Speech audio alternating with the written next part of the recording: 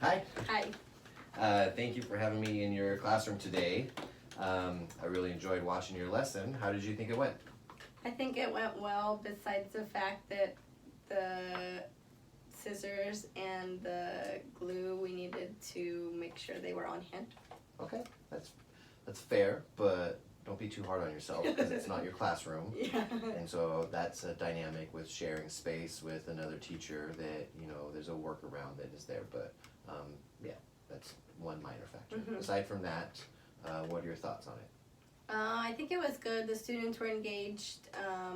There was several students that needed help that were ELs that needed help with the pronunciation of the words. They just weren't familiar with the words, so having them repeat was needed. Okay, yeah.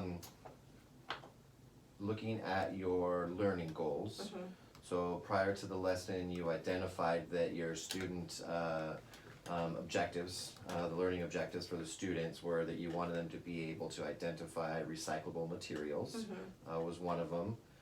You wanted them to understand why recycling is important. And then you had vocabulary listed in there as well, both on your end as the facilitator and also for the students to understand and pick up a few more vocabulary words. How do you think the students did with those learning objectives? I think they did well. I think they understand the concept of the importance of recycling and certain materials that are recyclable. I think they're still learning what materials go with what and how you would recycle each of those based on the material type. Okay, so what evidence did you see during the lesson, either from the students or from creative materials or anything else that would indicate that they learned what they were supposed to learn? Well, they had conversations in their Think, Pair, Share about where the icon that they had, what material it was. So I just heard conversations about paper being used for this or what they would use that for. And I heard a student say that they used a milk jug to create a car or make a car. So they understand some concepts of using the materials for something else or recycling it because of this. Okay, cool. Anything else as far as evidence or indications of where they're at with that content? The sorting activity they did, most of them understood the concept about where that material is placed. There was a few that still needed help with, like, for example, the foil. Understanding that foil is the metal. Yeah, I noticed that was a tricky one for a lot of them. Yeah, and then so I started saying it's shiny like a soda can or shiny like a can of food. So I think that kind of helped with the seeing or the color of it. So, but that one was a little trickier for them. Sure, absolutely. I would agree. I saw that one specifically too as a common error. Yeah. I noticed that there was some of the students even at the end on their papers. Yeah. They were still placing in the wrong spot. Yeah. Yeah. What about the vocabulary? I think they are starting to use that term more, like recycle, reuse, and then they started saying things like, "Oh yeah, I do that.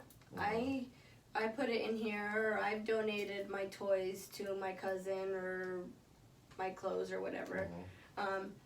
So they are understanding the concept of it and now putting the word that goes with it for the vocab. Okay. Are there any areas that you identified that could be tweaked or streamlined if you were to do this lesson again? Well, I guess we'll start by overall, would you do this lesson again? I think I would do it again to reinforce the things that they're still needing to work on as far as like the metal and what materials go where. Because I think they're barely starting to like scratch the surface of that topic. So if doing it again and going more in depth with it. Okay. And then as far as the lesson progression and everything else, is there anything that you could see that might be improved upon to make it more effective or streamlined for the student understanding? Yeah, so I think with the sorting, activity of, they got the icons and then they talked about what material it was, and then we got together and we talked more, a whole group, about where it would, what Mhm. material type it is. Doing it more of a, each, like say if you had 3 or 4 at a group, and then they did them all to place it in each material type in the header, so that it's a little more interactive and not just you get one card and we talk about one item. Awesome, yeah, I think that could work really well. I was thinking too during it might have been, that was just me kind of thinking like, if you actually had some examples of the Yeah. actual items, always beneficial if the kids could actually like touch Real and life, feel yeah. and real life items. Yeah. Yeah, and I think that could work really well for them, kind of bring it all home. I like the story. I thought the story was a good way of introducing it, and I saw a lot of engagement during that period while you were reading the story, and pausing to ask questions and get the kids engaged into the story was good. Your lesson went for a full hour. Okay. Yeah. Is that what you planned for? I planned for that, but I think for that age group, hitting like towards the end, I could see that they were like starting to walk around more and starting to get up, and it was like towards the end, so that's when I was like, okay, we gotta stop here. And I think adding another piece would be having them look around the classroom, or even walk around the classroom for the different materials and be like, I found a paper, or I see metal in this. Yeah. So that, like you said, you're looking and touching the real items.